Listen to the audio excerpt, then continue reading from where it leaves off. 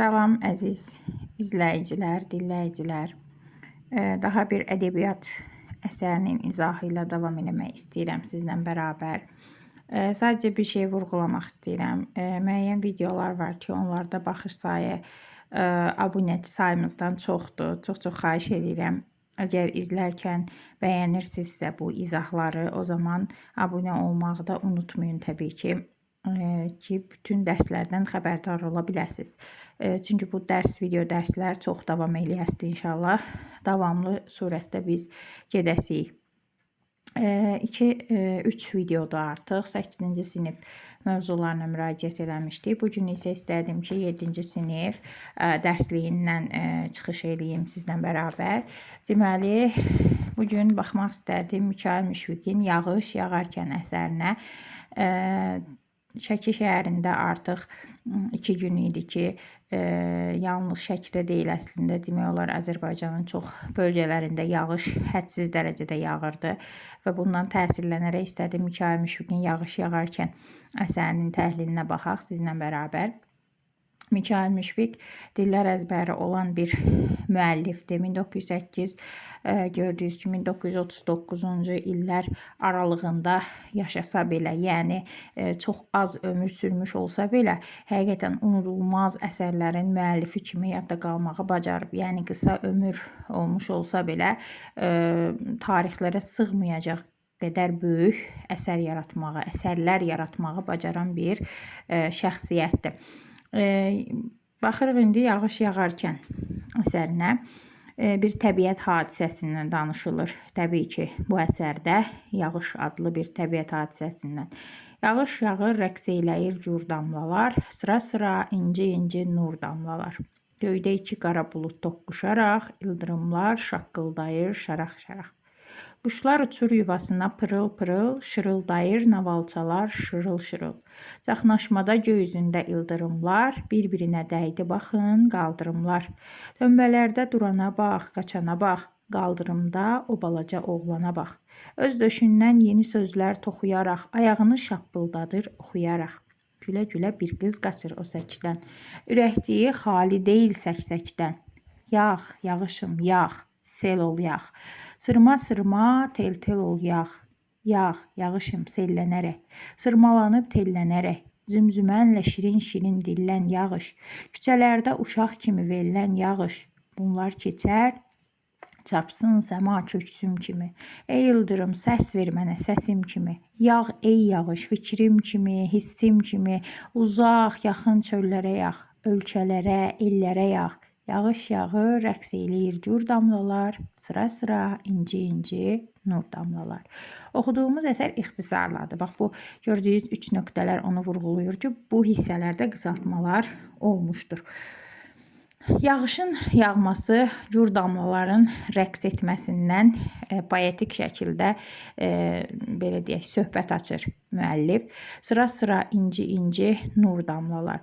Göydə 2 qara buludun toqquşmasını, ildırımların şaraq-şaraq şaqqıldamasını bizə belə deyək, təsvir edir. Quşların bu əsnada yuvasına pırıl-pırıl uçması, navalçaların şırıl-şırıl şırıldaması. Navalçalar evlərin kənarından o boru ilə axan su boruları olur ki, hansı ki yağış suyu oradan axır tökülür, həmin navalçalardan söhbət gedir. Göy üzündə ildırımlar çaxnaşır, qaldırımlar baxın deyir bir-birinə dəydi. Dönbələrdə duranlar var, qaçanlar var təbii ki yağışın təsirindən. Qaldırımda o balaca oğlana bax, yəni səkidə dayanmış o balaca oğlana bax. Öz döşündən yeni sözlər toxuyaraq, ayağını şappıldadır oxuyaraq. Gülə-gülə bir qız qaçır o səkidən, ürəkciyi xali deyil səksəkdən. Bax, bu 2 obrazı qarışdırmırsınız. Testlərdə çox zaman qarşımıza çıxır. Qaldırımda dayanan, yeni sözlər toxuyaraq, ayağını şappıldadaraq oxuyan obrazımız oğlan obrazımızdır. Amma səkidə gülərək qaçan, ürəkciyi səksəkədə olan obrazımız isə qız obrazımızdır. Bunları qətiyyən bir-biri ilə qarışdırmırıq. Oğlan obrazımız qaldırımda dayanıb, səkidə dayanıb, yeni sözlər toxuyaraq, ayağını şappıldadaraq oxuyur. Qızcığazımız isə, qızımız isə gülə-gülə səkidən qaçır və ürəkciyi səksəkədədir bu anda. Sonra əsərdə biz yağışa müraciət görürük. Yağ yağışım, yağ, sel ol yağ, sırma sırma, tel tel ol yağ. Yağ yağışım sellənərək, sırmalanıb, tellənərək. Yağışa bir müraciət var, yağışa xitab var. Zümzümənlə şirin-şirin dillən yağış, yenə yağışa. Küçələrdə uşaq kimi verilən yağış, yağışa müraciət görürük. Bunlar keçər, çarpsın səma köksüm kimi və səmaya köksüm kimi çarpsın deyə bir əmr sanki var.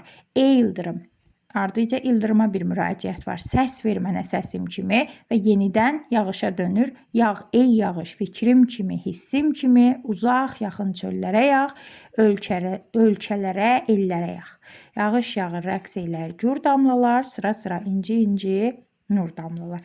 Deməli, bir təbiət hadisəsinin təsvirini görürük burada. Bu əsəri oxuduqca bir qız obraz, bir oğlan obraz ki, özünə məxsus hərəkətləri ilə diqqət mərkəzindədirlər. Əsərdə yağışa və ildırıma xitab var, yağışa və ildırıma müraciət var. Oxuduqca bunu görürük.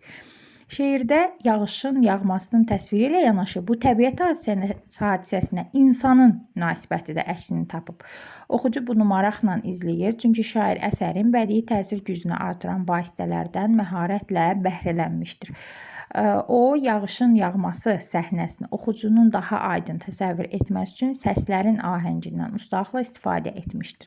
Şeiri oxuduqca sanki yağışın şırıltısı, ildırımın şaqqıltısı eşidilir, göz önündə buludların toqquşması, qanadları islanmış quşların pırıltılı uçuşu canlanır.